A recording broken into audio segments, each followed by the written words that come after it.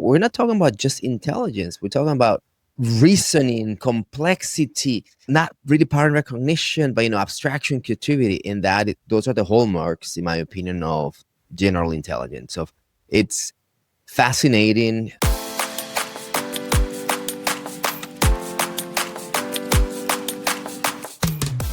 Hello, and welcome to Generation AI, where we demystify artificial intelligence in the world of higher education and beyond. My name is Ardis Kadiu. I'm your host, and with me today, I have my co-host and golf buddy, JC Bonilla. Hey, JC. On brand. Everybody, I'm pointing at a cap that I've been trying to secure for ages, and finally, it's with me. I'm wearing the Element orange cap. Looks great on me. I'm just saying, I'm happy to be here. Yes, awesome time with you, with the company, with the leadership. It looks good. The hats look good on you. The orange looks good on you. I know. Goes with your complexion. I know. Apparently, I'm known as the chin. We got to talk about that. The Kaduis. We got to talk about that. Ardis, I discover something in me every time we socialize with people at work, but also in my personal life. It's called human hallucinations. When I eat at this stage, something happens at night, and it's just basically like heavy eating, a lot of drinking that you do with this type of leadership. So I mean, human hallucinations, my friend. 2 nights in a row with you. What's up with that? It's called age or what? I don't know. I mean, I thought you ran it out in the morning. I do run it out in the morning. I keep a healthy lifestyle, but something happens with the proportion of alcohol throughout time and heavy, delicious food that my body just basically 2 in the morning, 4 in the morning, it's going to go in rounds of 2. And it's literally AI hallucinations become human. And it's combined with meat sweats. But anyway, that's not what we're here to talk about, right? Yeah. No, it was it's called age. I'm coming around to that idea that we're getting old. But not today.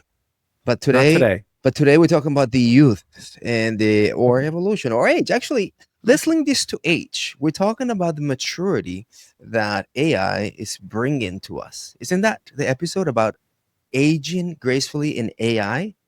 Now you link the content to that comment. Wow, I don't know if we can link it to that.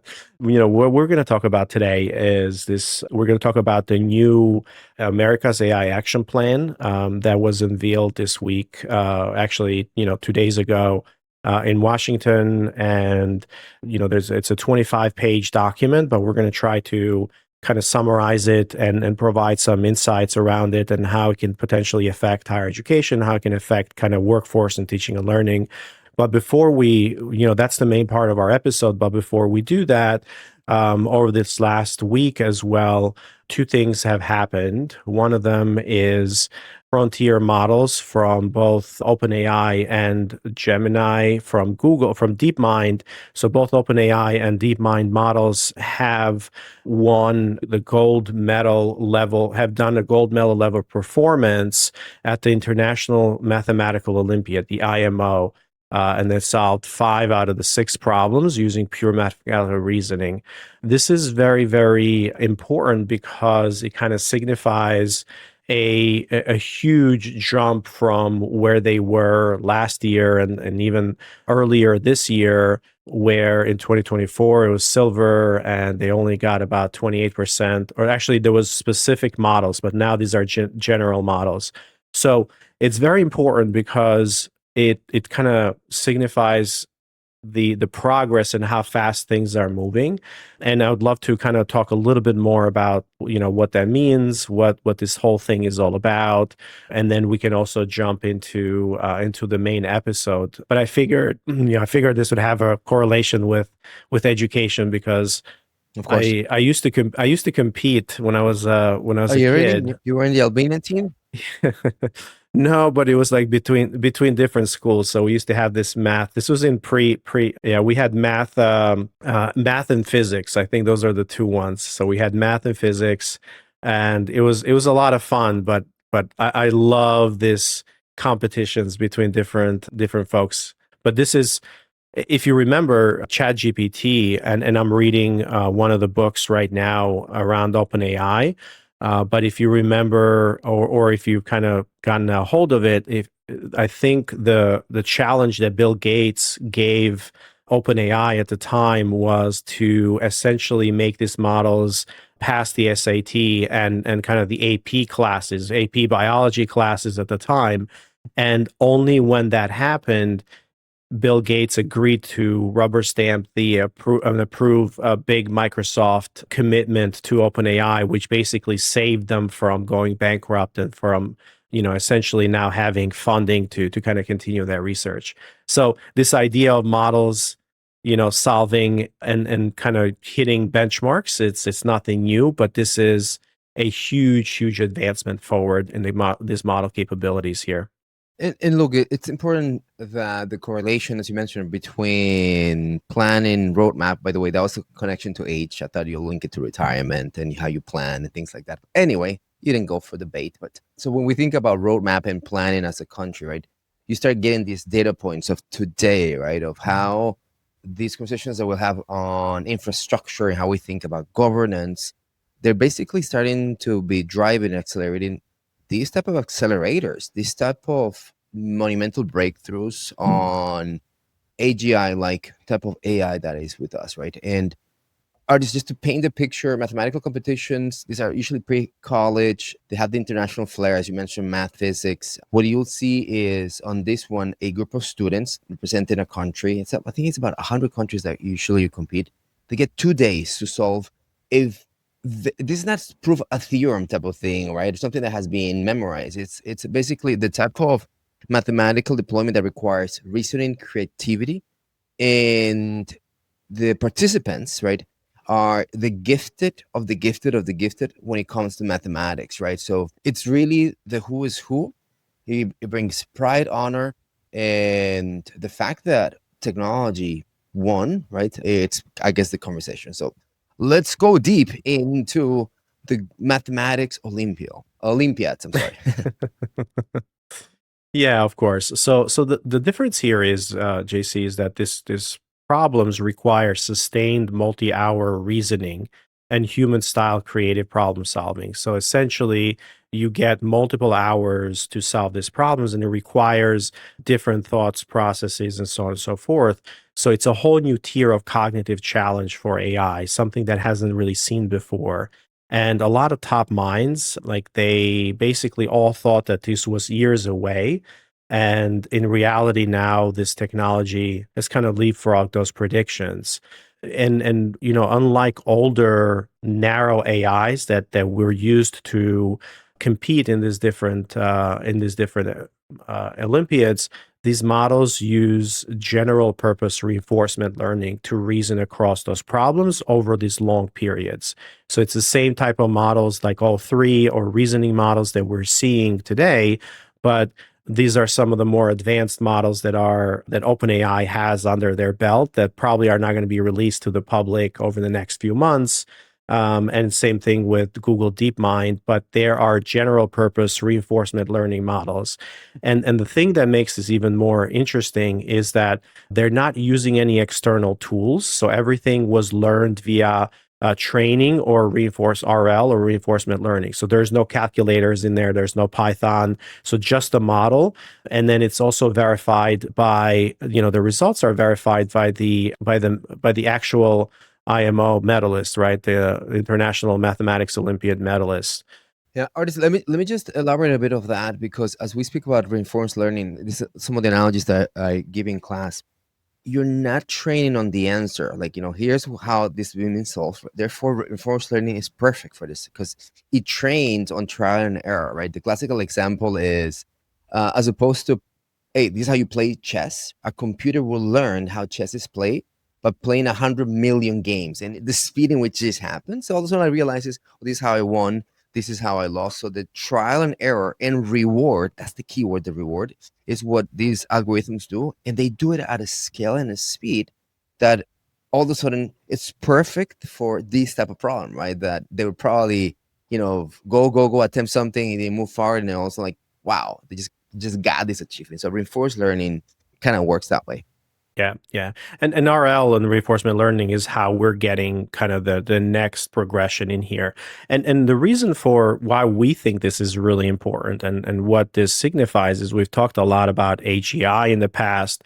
And really this is a real AGI signal, right? So OpenAI calls this they call it a phase shift because it's solving this Olympiad math with proofs that they're long considered a key to AGI milestone, meaning that if the models can work through proofs and generalized learning and basically solve these problems that the highest level humans or the smartest humans in the world can only solve.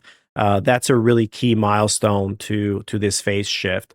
Also, what's really interesting is that there's this additional kind of tests that are coming online that these models are now crushing, and they're getting a lot better than any human out there. So the ARC AGI models, they where they kind of are able to adapt to kind of new rules, and then it's pushing us closer and closer to that true general intelligence or AGI that we talk about.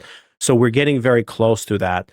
So the one thing, around models and kind of what's coming, we've all been talking about GPT-5, and there's a whole lot of rumblings around GPT-5. And if you're so by the time this episode drops, we might have GPT-5 GPT-6. out.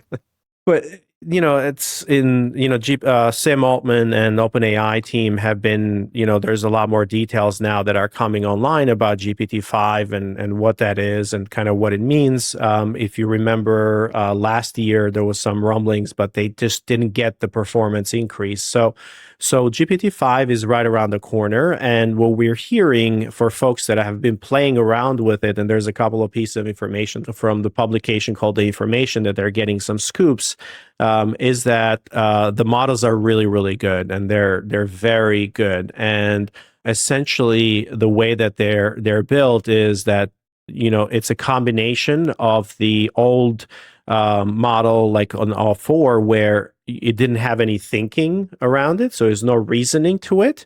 And it's a combination of the GPT plus the O series kind of being put together.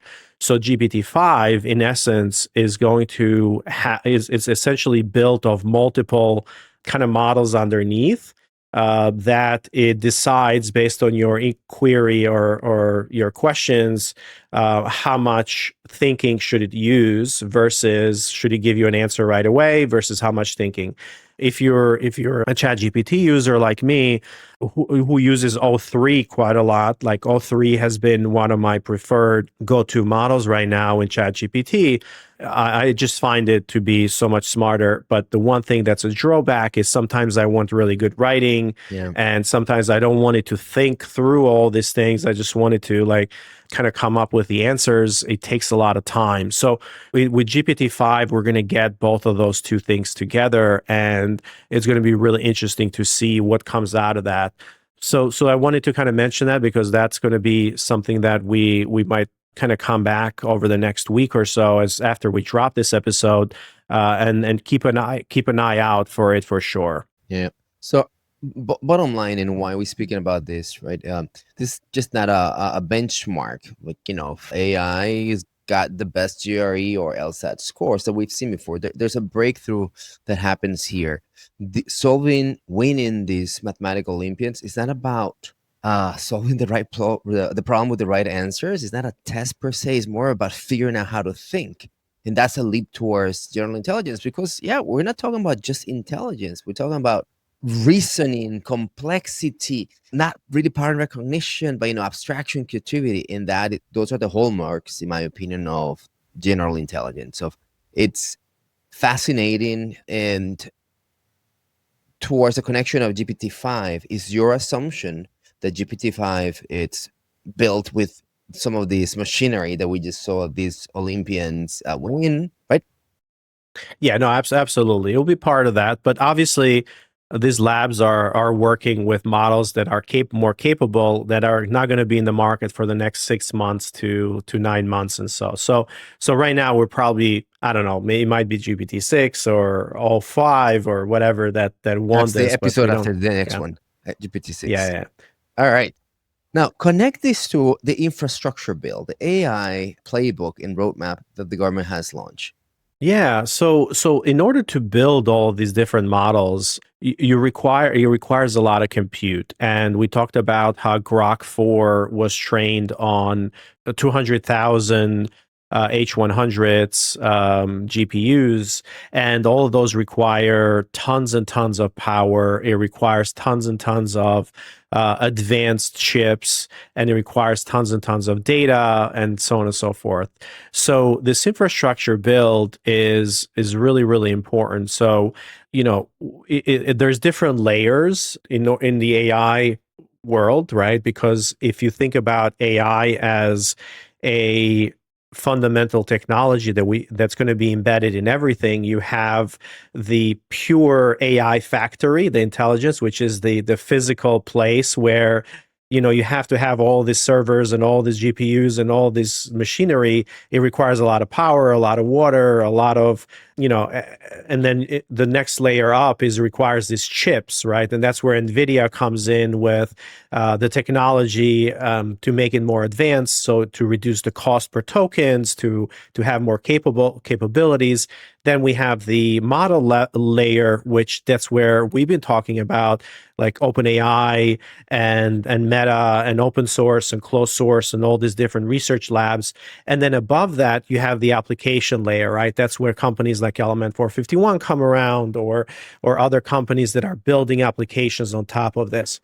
To the consumers, what matters is going to be the application layer, right? And of course, some of the model companies are building applications as well, like ChatGPT is an application. It's not necessarily the model itself. But what that means is now AI, because of the intelligence and because of the productivity gains and because of it's becoming very, very strategic for all different countries. And US, we're seeing it as probably one of the most fundamental and the most important technologies out there that is going to affect our way of life going forward. And it's strategic in a lot of different ways. So this past week, Trump and the White House, Trump during, they kind of released what they called the AI action plan. And it really aims to basically secure America's lead in AI by doing a number of different things, right? Turbocharging kind of private innovation, talking about national infrastructure, talking about global influence on how our companies are able to compete, and basically become for NVIDIA to dominate the technology stacks and so on and so forth. And then it also pushes back on the this notions of DEI, and calls it woke AI and so on and so forth. So it's a technology roadmap. It's kind of geoeconomics, cultural strategy that they're trying to push together, and it kind of falls under three different. When we think about it, it falls under three different Pillars. kind of pillars that they have, right? So it emphasizes kind of US achieving dominance in AI development applications to drive economic growth, job creation, scientific advancement, national security. And the biggest thing is countering, what they consider to be the most adversarial country right now, which is China. Right? So this plan really, it kind of focuses on things like deregulation, like we talked about private sector innovation, and we talked about infrastructure expansion. So if we think about the three different pillars, we have, number one, which is accelerate AI innovation, right? And, we can kind of go through an overarching, and then we dive a little bit deeper to kind of understand what they mean, individually. Why don't you just basically give the 30 seconds high level view of the three pillars? Let me comment something, and then we can start basically double clicking in each of them. There's a lot to cover in this one, but yeah, cover the three pillars, I think. Yeah, of course. So accelerating AI innovation. So this pillar kind of prioritizes private sector development. It essentially tries to remove barriers, promotes open source AI, and thinks about ensuring AI systems protect free speech and American values. So there's a lot of stuff kind of baked into that sentence. But if we need to build more data centers, or if we need to build more of these AI factories, it's going to give those permits a lot faster. It's going to try to remove as many barriers as possible. One of the big things that came out of this, or that there's some signal around it, is this uncertainty that we've talked before on kind of copyrighted, right? So it's like, if you want to build models, you want to make sure that you have all the training data, and you don't want to get into this war with like the New York Times and so on and so forth around training data and what's copyright and what's not. Yes, you have to fix that, but you're not, like, companies that are building models are not going to get sued to oblivion now. And that is one of the signals that the administration and this AI action plan does. It's actually provides some guidance to the courts or whatever to say, hey, this is a national security thing. We need to win in here. We can't hold this up because China is not respecting kind of copyright.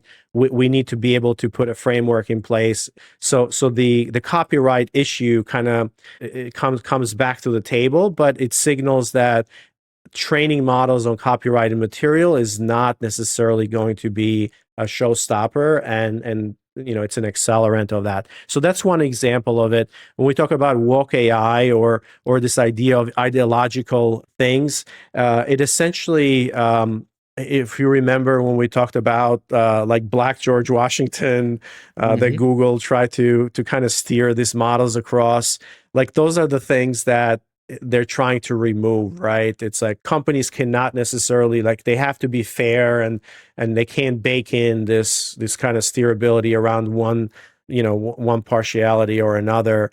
But also the part that's really interesting here, it's trying to build, like, one of the big areas around this acceleration is investing in AI enabled science and manufacturing, building high quality data sets. I mean, this is amazing, because if we just talked about RL, it's like, how do you make this available to folks? Advancing AI interpretability and robustness. It's like, well, we need to understand this model. So like safety and all that stuff come into play in here. And then accelerating government and the Department of Defense AI use. So it has baked in there. It's like, we want to accelerate innovation by actually making the Department of Defense use AI. So you saw last week where the Department of Defense announced multiple contract awards to OpenAI, to Grok, and even Google. I think $200 million contracts to, I don't know if it was OpenAI, but definitely XAI with Grok, and also Anthropic. And the other part is, like, we talked about protecting innovation from theft, and then addressing this synthetic media and legal context. So there's a lot of things that go into play in putting guardrails and putting acceleration, and kind of creating the rules and removing the barriers in order for these things to kind of work correctly. Awesome. So what we have is Well, that governments. was that was just pillar number one, Okay. right? All right. Well, let me elaborate on pillar number one, right? So what we have is at the macro, a tech policy articulation, and this is really really important because governments provide tech policy, but this tech policy, the way it's articulated, it's given us the geo-economical footprint for dominance, the cultural aspect. We spoke about woke, right? And then how it starts positioning for defense on the AI era, right? So, we see that already in pillar number one. Something that I love, and it's fascinating, is the articulation of how you accelerate innovation through regulation or deregulation of the private sector, right? There's something very clear here about whether we get into semiconductors or not. I mean, it's just that many of these things sometimes look at universities, and the path to innovation to product consumer, it's lengthy.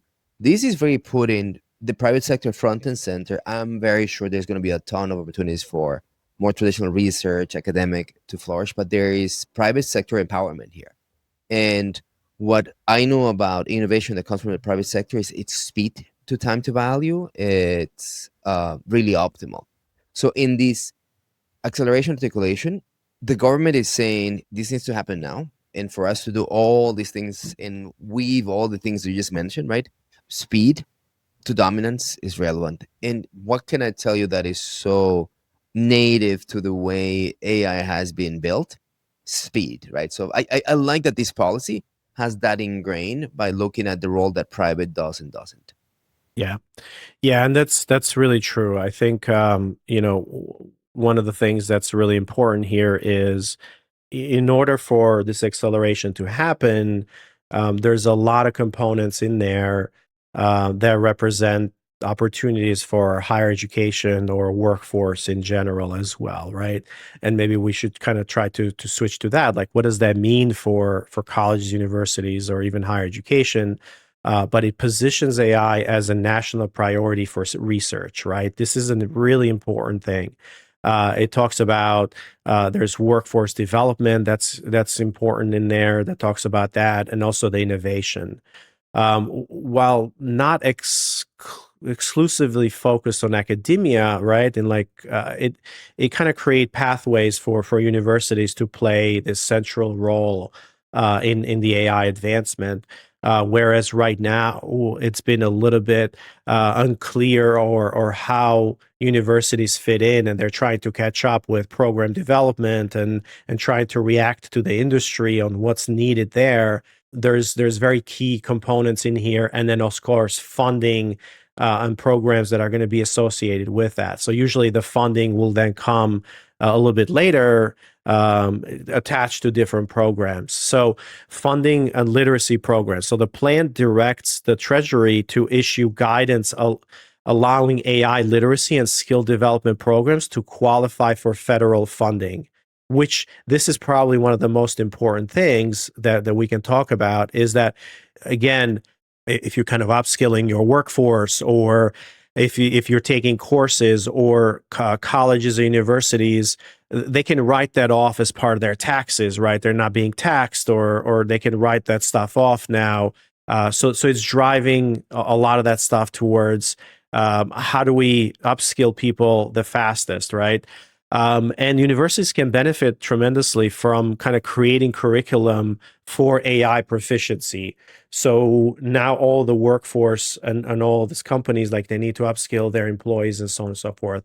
So if you think about it, you might be able to see this expanding access to grants for AI education, but also for AI kind of education towards students, and AI support. You're essentially thinking about it in both ways, right? It's like, how do you accelerate support and literacy with AI, building programs and so on and so forth.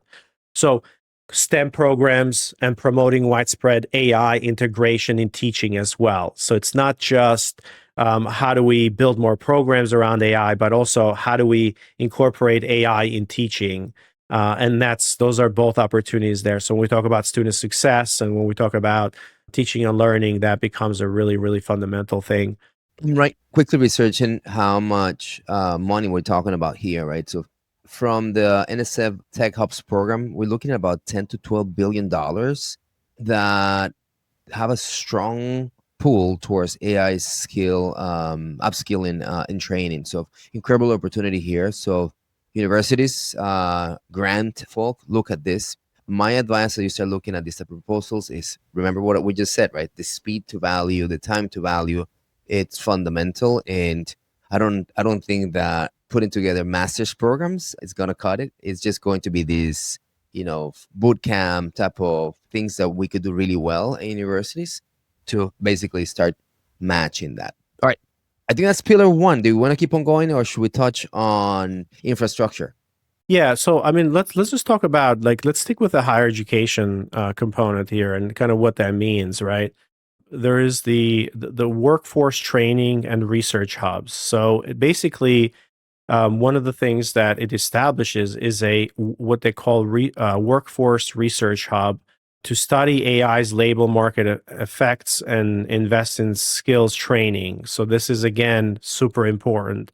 It really enables higher ed institutions to, when we talk about developing this specialized programs in AI infrastructure, cybersecurity, applications, all these different areas that are needed now to, for AI. So workforce research hub, which is really, really interesting. It's like, how do you take people's workforce and basically upskill them and have not just new graduates, but also current graduates. So there's going to be a lot of opportunity there. And they can, part of this is also universities could partner on building things like like infrastructure. It allows for those investments as well and those grants, because not only can these labs have the biggest data centers or the biggest AI factories, but universities and these research hubs need to kind of participate in the creation of AI as not as a distributed kind of way. This was really interesting because in one of my recent kind of road to AGI, and when I gave it Engage, this was actually one of the things that I talked about. I'm like, well, universities are going to effectively move towards a place where they're going to participate in the coaching and the AI, like the research part. So it seems like this is a natural progression for that. Obviously, building skills and participating, and also data sets as well, right? If you remember, we just talked about this idea of accelerating data sets, and universities have data sets are really important for the training of AI, and universities and colleges they have this history of the fundamental research that deals a lot with data sets that are that can be shared by a lot of people, right? So that's a really interesting area where funding is getting moved towards.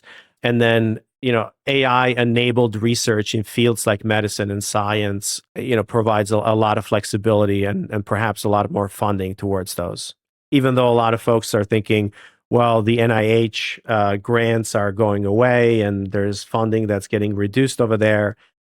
I don't know, AI research in all those different fields, targeting it by enabling those fields to kind of be accelerated via AI, I would say makes a lot of sense. I mean, there's a shift on those type of funds, right? So those NIH type of funding are disappearing, right? But what we see with these new policies that they smell more like a shift, right? The dollar that was used to, I don't know, upscale or prepare someone on medical health type of things now is to how do you do that component with a gigantic twist of AI. Two comments on data set, and then one on coaching and the view of the school here.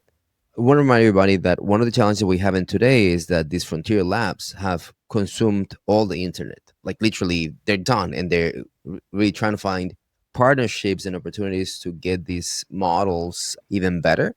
When there is no opportunity to get them better, because sometimes what we saw is that the more you throw at them, the better they get, and they're like, what else is there, right? So there's been this play of let me create synthetic data to come and train and advance our models. So it's really exciting to think what that could look like. Why? If there's one advancement that I personally benefited from is when in machine learning, these universities started curating these training data sets. So I don't know if you remember the, how to run a classifier, what is called the typical Iris data set, Mm-hmm. the movies classifier. Those data sets were so uniform and gave half of the world who became a data scientist was trained against this and accelerated a very holistic approach of how to become a data scientist in machine learning. So excited to see what this looks like in the realm of AI, knowing that it's not the same construct that we know of a data set. So very, very exciting. Maybe that's a whole episode in itself. And last comment on coaching artists. I find that very reassuring that universities, in terms of thinking about what do I do, knowledge diffusion, right?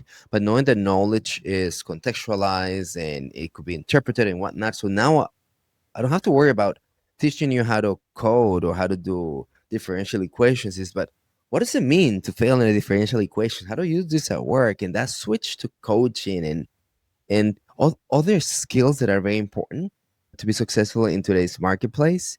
It's very, very exciting. I don't think many of the professors that we have think that way, or more or are prepared to do that. So probably what the second derivative of this would be the kind of coach slash faculty member that supports that in the university. So probably another episode. Yeah, yeah, for sure. So there's a few other things that are super important here in terms of kind of what this, some of the other areas. One of them is we talked about the workforce training for AI infrastructure, that essentially training for electricians and so on and so forth. So like that industry-driven training programs. But it also there's this early exposure to AI careers. So it expand the one of the goals is to expand early career exposure and pre-apprenticeship in AI, which really means exposure really early on in kind of STEM, aligning practical deployments of career-ready AI skills. It's this is kind of a no-brainer. The other one is promotion of open source AI, which basically says that open source models are essential for academic research. Something we've already known, but that's really, really important when, again, the academia and they're kind of working with these models and open source models and AI to think about, well, how does this translate to a societal changes and the research that we're doing on different sciences. Because when these models are closed, it's really difficult to do that. Whereas with they're open, you can do that a lot easier and have universities fit into that. The one thing that I found really interesting is AI curriculum in military education. So because that's the one thing that they can control, it's like senior military colleges. They see them as hubs of AI research and talent. I thought that was really, really interesting that they're pushing for. You know, it might be a really good kind of call to action for university presidents to now think about how can they transform their schools to become kind of magnets for people who are very driven towards, I want to see a career in AI and biology and AI and X, right? But those universities that are going to make that and bake it as part of their mission are going to become, what I mean, more and more vital to their survival. So in this case, military colleges are super important.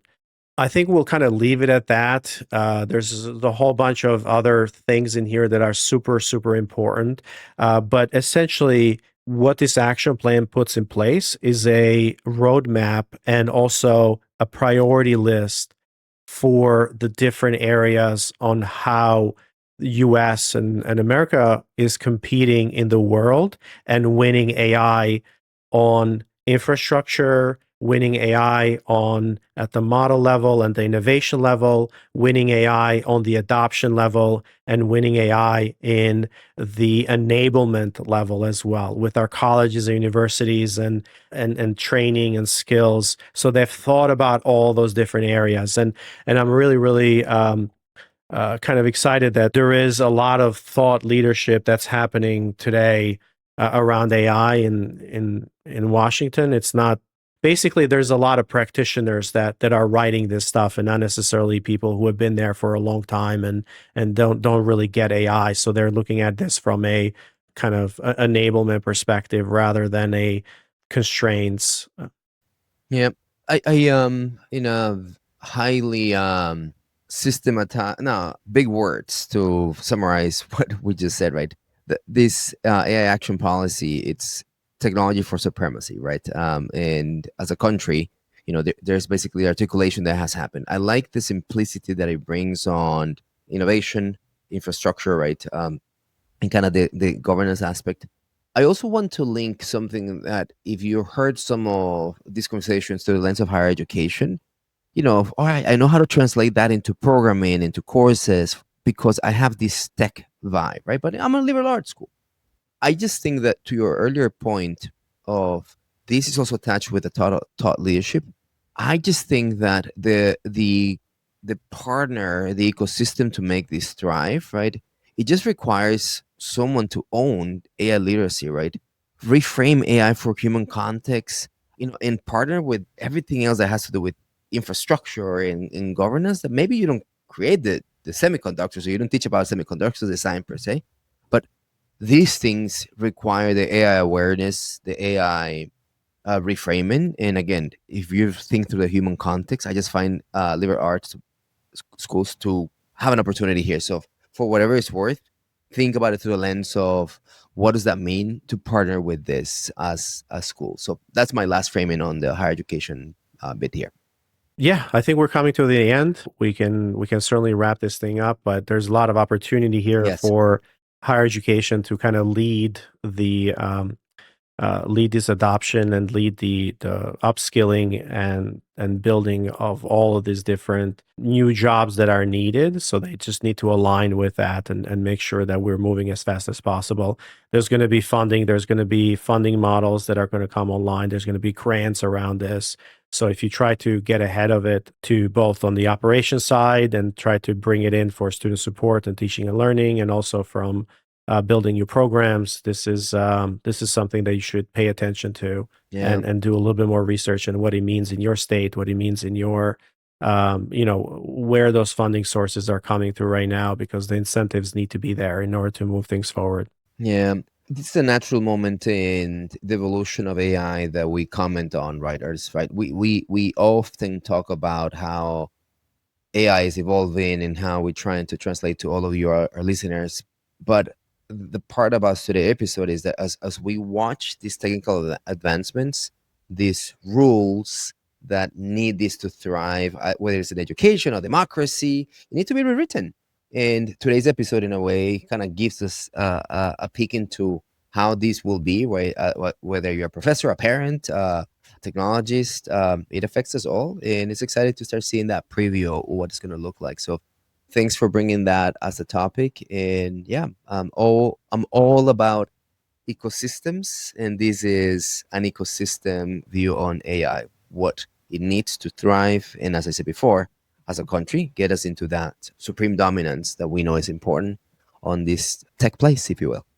Absolutely. All right, everybody. We'll keep you up to date and posted on new advancements, and we'll have a lot more to share this summer as the AI world is accelerating really fast, and we'll keep you up to date with all the news. But also, we will go deep into certain topics that give you a deeper understanding of how these things actually work and what they mean, and kind of what are the product that are getting built and what you should be paying attention to, both from an upskilling perspective, but also from an adoption as well. You got it, Ardis. Till next time. Generation AI is part of the Enrollify podcast network. If you like this podcast, chances are you're going to like other Enrollify shows too. Our podcast network is growing weekly, and we've got a wide range of marketing, enrollment, and higher ed technology shows that are jam-packed with stories, ideas, and frameworks, all designed to empower you to be a better higher ed professional. Enrollify is made possible by Element 451, the next generation AI student engagement platform that's helping institutions all over the country create meaningful, personalized, and engaging connections with their prospects and students. Learn more at element451.com.